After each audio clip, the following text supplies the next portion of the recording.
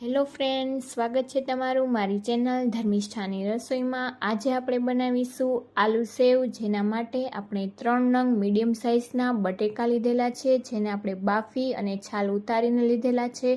હવે આપણે બટેટાને ખમણીની મદદથી ખમણી લેશું, જેથી કરીને એકદમ સરસ બટેટા મેશ થઈ જાય અને આપણને સેવ પાડવામાં સરળતા રહે। તો આ રીતે આપણે બધા જ બટેટાને ખમણી લેશું। તો આ રીતે બધા જ બટેટા ખમણાઈ જાય ત્યારબાદ તેમાં લોટ ઉમેરીશું। તો આપણે 1 કપ લોટ ઉમેરીશું। તો તમારે કોઈ પણ આ રીતે વાટકી કે કપનું માપ સેટ કરી લેવું। તો 3 બટેટા સામે આપણે 1 કપ લોટ લીધેલો છે, તેમાં આપણે 1 ચમચી જેટલો ચોખાનો લોટ ઉમેરીશું અને ત્યારબાદ અડધી ચમચી જેટલું મીઠું ઉમેરી દઈશું।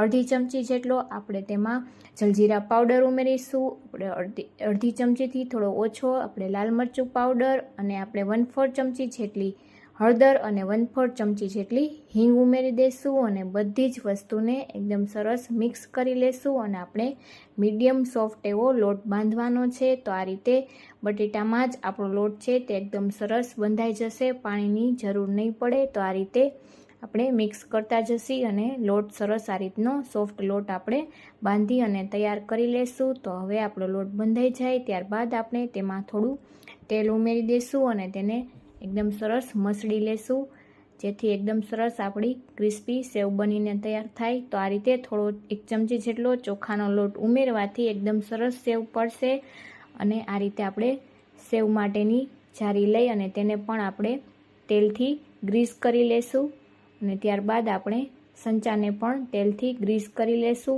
અને આપણે બેટર જે તૈયાર લોટ કરેલો છે તેને ઉમેરી દેશું। તો આપણે એકવારમાં જેટલો લોટ આવે તેટલો આ રીતે એકદમ સરસ હાથની મદદથી મસળી અને ઉમેરી દેશું।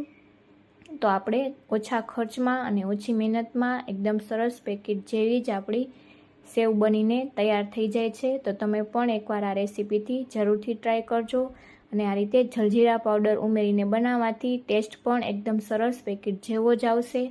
તો તે તમારા ટેસ્ટ મુજબ તમારે વધુ ઓછું ઉમેરી શકાય। ત્યારબાદ આપણે આ રીતે એકદમ સરસ બેટર ભરી સંચારને આપણે બંધ કરી અને આપણે તેલને ગરમ થવા માટે મૂકેલું હતું તેને આપણે ચેક કરી લેશું। તો આપણે બેટર ઉમેરી અને ચેક કરી લેવાનું, થોડી વાર રહી અને ત્યારબાદ ઉપર આવે તો સમજવાનું કે આપણું તેલ છે તે મીડિયમ ગરમ છે। આપણે વધારે ગરમ તેલ નથી કરવાનું, નહીં તો આપણી સેવ છે તે બ્રાઉન થઈ જશે અને અંદરથી એકદમ ક્રિસ્પી નહીં થાય।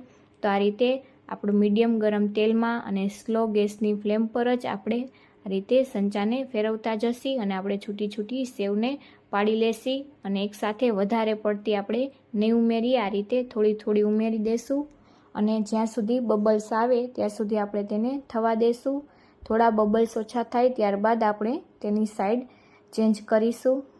તો આ રીતે આપણે તેને થવા દઈ, થોડા આપણા બબલ્સ ઓછા થશે ત્યારબાદ આપણે તેને સાઈડ ચેન્જ કરીશું। તો બટેટા તેમાં હોવાથી એકદમ ઝડપથી તે બ્રાઉન થઈ જશે, તેથી આપણે ફ્લેમ છે તે સ્લો જ રાખીશું અને ત્યારબાદ આપણે આ રીતે 2 મિનિટ જેવું થવા દઈ તેની સાઈડ ચેન્જ કરી લેશું અને તેને પણ આપણે બીજી સાઈડથી પણ એકદમ સરસ તળી લેશું। તો આ રીતે આપણે 2 થી 3 જ મિનિટમાં આપણી સેવ છે તે એકદમ સરસ આ રીતે લાઇટ બ્રાઉન કલરની થાય ત્યારે આપણે તેને બહાર લઈ લેશું તેલ નિતારીને પ્લેટમાં।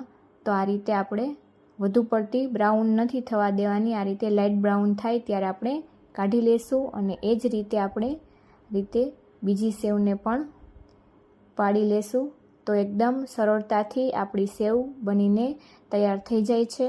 તો તમે પણ એકવાર આ રેસીપીથી જરૂરથી ટ્રાય કરજો અને તમને આ રેસીપી કેવી લાગી તે કોમેન્ટમાં જણાવવાનું ભૂલતા નહીં। તો બાળકોને નાસ્તામાં તમે આ રીતે આલુ સેવ ઝટપટથી બનાવીને આપી શકો છો। તો તમે પણ એકવાર આ રીતે ટ્રાય કરજો। તો આપણે બીજી સેવને પણ એ રીતે બબલ્સ આવે ત્યાં સુધી થવા દઈ, તેની સાઈડ ચેન્જ કરી અને આપણે તેને પણ આ રીતે તળી અને પ્લેટમાં લઈ લેશું। તો આપણે બધી જ સેવને તળીને લઈ લીધેલી છે। હવે આપણે તેમાંથી થોડી સેવને બાઉલમાં થોડા નાના ટુકડા કરી લેશું। તો આ રીતે એકદમ ખાવામાં ક્રિસ્પી એવી આપણી સેવ બનીને તૈયાર થઈ ગઈ છે। જો તમે ચેનલમાં નવા હોય અને હજી સુધી સબસ્ક્રાઈબ ન કરી હોય તો ચેનલને સબસ્ક્રાઈબ કરી લેજો। હવે આપણે ઉપરથી થોડો તેમાં ચાટ મસાલો ઉમેરી દઈશું અને મિક્સ કરી લઈશું. તો તૈયાર છે આપણી આલુ સેવ.